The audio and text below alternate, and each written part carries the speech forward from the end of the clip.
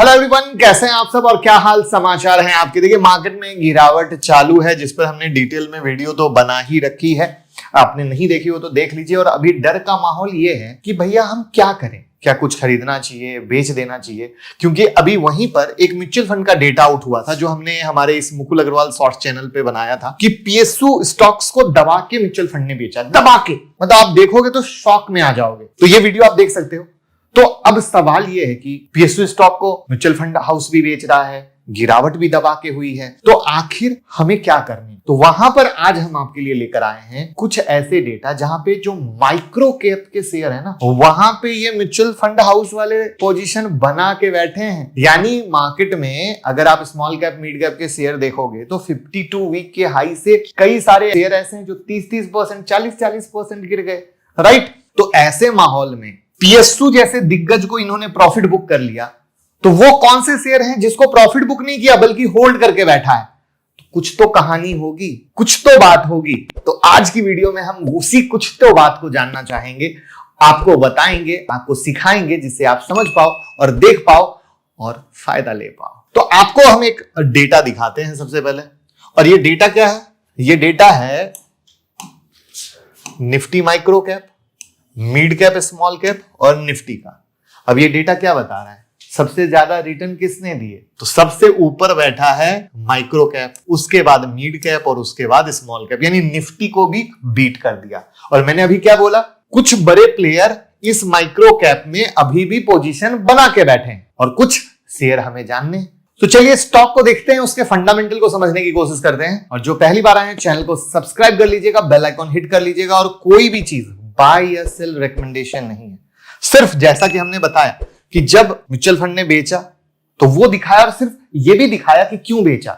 वैसे ही आज हम ये जानेंगे कि माइक्रो कैप में कौन पकड़ के बैठा है और किस तरीके से पकड़ के बैठा है। तो आप इस चैनल को और जो ये फिनोविंग्स वाला है जहां पर आप म्यूचुअल फंड से रिगार्डिंग, फाइनेंस से रिगार्डिंग वीडियो आ रही है, इसको भी आप सब्सक्राइब कर सकते हैं, लिंक डिस्क्रिप्शन में। तो इसमें जो हमारा पहला शेयर है इंडोको रेमेडीज का, 3004 करोड़ का मार्केट कैप है, 16 म्यूचुअल फंड हाउस इसमें पोजीशन बना के बैठे हैं। और जो सबसे ज्यादा बिग पोजीशन है वो निप्पॉन और क्वांट जैसे दिग्गज प्लेयर की है।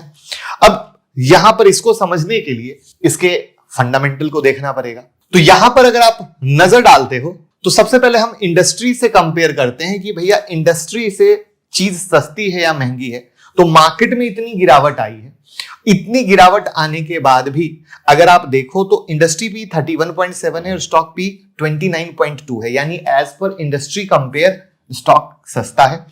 पीजी रेशियो पे जब नजर डालते हो तो वो 1.01 का, यानी एक के पास रहता है तो वो सही कहलाता है। तो यानी वैल्यूएशन वाइज यहां पर ये स्टॉक कहता है कि मैं एज पर वैल्यू के हिसाब से सही हूं। वहीं पर जब आरओसी और आरओई को देखते हो तो ये एज पर फंडामेंटल में कहा जाता है कि 15% के ऊपर रहता है तो अच्छा माना जाता है। तो ये 15% के आसपास का है, वो भी अच्छा माना जा रहा है। अब यहां पर इसका चार्ट बताया जा रहा है तो चार्ट को भी देख लेते हैं। तो इसका वीकली चार्ट है और वीकली चार्ट पे जब आप नजर डालते हो तो आप पाओगे कि मोटा मोटा यहां पर जो हाई लगा था वो 485 के करीब का था और अभी 332 के करीब का है। जहां पर अगर आप नजर डालो तो मोटा मोटा ये एक मेजर डिमांड जोन की तरह एरिया है। और ये पूरा डिमांड जोन का एरिया एज पर टेक्निकल 300 का है, जो 2022 मई के पास से अभी तक होल्ड किया हुआ है। यानी अगर ये जोन जिंदा है, अगर ये डिमांड जोन जिंदा रहता है तो मार्केट में अगर रिवर्स आता है तो जैसे आपने देखा हर बार जाने की कोशिश करता है, तो वैसे ही ऊपर में जो इसका सप्लाई जोन है वो पूरा का पूरा 400 से 425 का बना हुआ है। यानी एक पूरा रेंज हो गया जहां से ये यहां से ऊपर जाता है फिर यहां से नीचे आता है।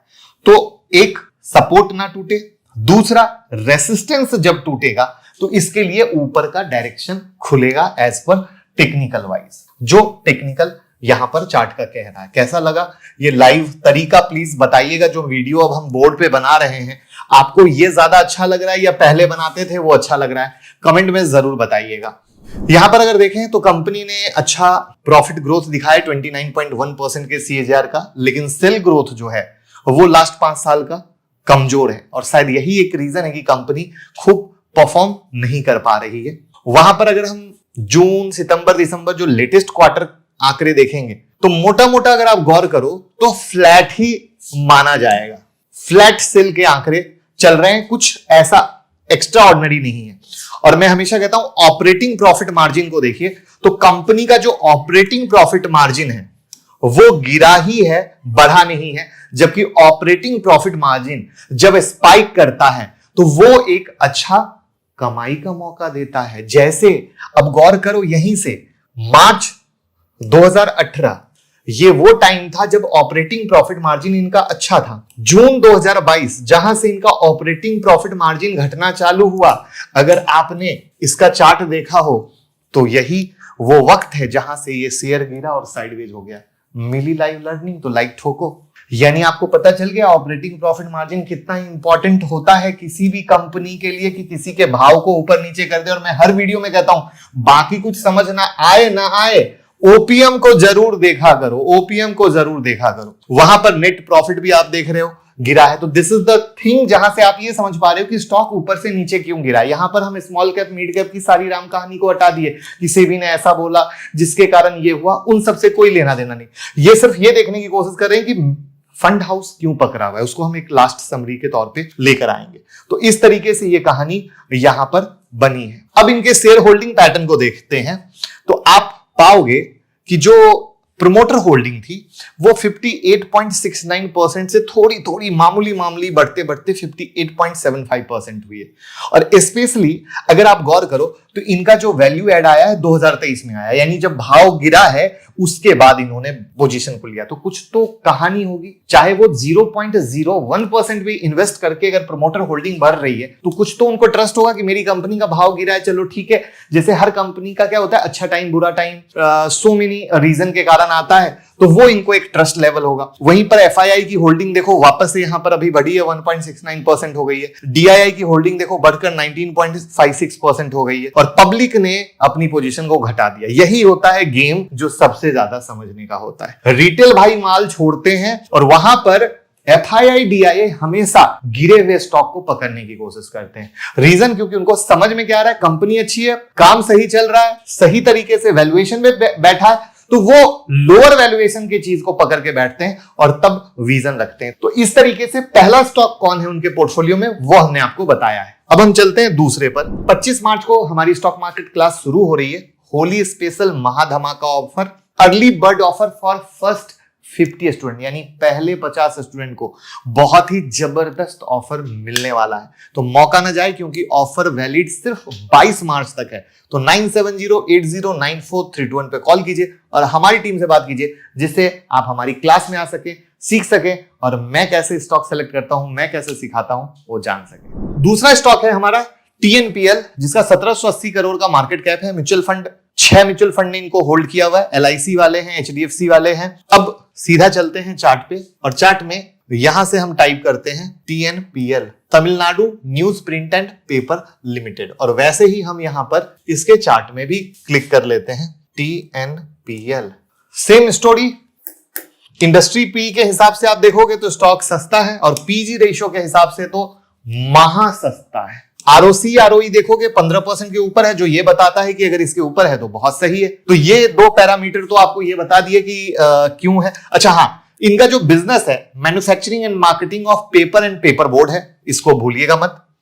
अब वहीं पर अगर हम बात करते हैं इनके रिजल्ट के तौर पे जब आते हैं, जहां पर हमने अभी आपको क्या सिखाया था, कुछ देखो ना देखो ओपीएम जरूर देखना। तो यहां पे सेल आप देख रहे हो कि सितंबर 2023 में गिरा था बट अभी काफी ज्यादा इंप्रूव हुआ है। बट इंप्रूव भी देखोगे तो जून 2023 के पास ही आके रुका हुआ है। ऑपरेटिंग प्रॉफिट काफी गिरा हुआ है और ऑपरेटिंग प्रॉफिट परसेंटेज तो और भी जबरदस्त गिरावट हुई है। कहां पे ये 20-23%, 19%, 25% का मेंटेन कर रहे थे और कहां पे ये काफी ज्यादा गिर के आया। तो ये एक कंसर्न क्या हुआ, शॉर्ट टर्म टाइम फ्रेम का हुआ, लॉन्ग टर्म टाइम फ्रेम का नहीं हुआ। याद रखिएगा, अगर कंपनी सही तरीके से काम कर रही है और सही तरीके से सोच रही है तो उस कंडीशन में किसी भी कंपनी का रिजल्ट, किसी भी दिग्गज से दिग्गज लार्ज कैप में आप चले जाओ, चाहे रिलायंस हो, एलएनटी हो, एशियन पेंट हो, किसी के क्वार्टरली रिजल्ट कभी भी लगातार अच्छे नहीं आएंगे।